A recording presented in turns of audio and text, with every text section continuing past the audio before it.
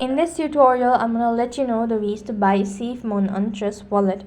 In order to buy Safemoon on Trust Wallet, you have to first of all log in, and when you're logged into your account, that's going to take you to the home page. Now first of all, you need to enable the token or the network, so press the icon from the top right hand side and then search for Safemoon. When you locate Safemoon, you could go ahead and press on it or toggle the button right over here. And next thing, you need to exit out of this page, go to buy section. Here you need to go ahead and tap on the search box and type in Safemoon. When you locate Safemoon, then press the buy button. Unfortunately, the token isn't available in my region, so I'm going to show with another one. So when you actually selected that, so click the buy button once again and then enter the exact amount that you wish to buy.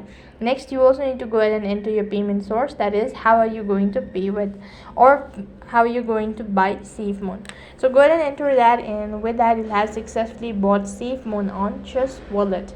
That is all for this video. I hope the video was helpful. Make sure to like, share and subscribe to our channel. Thank you for watching. See you in the next video.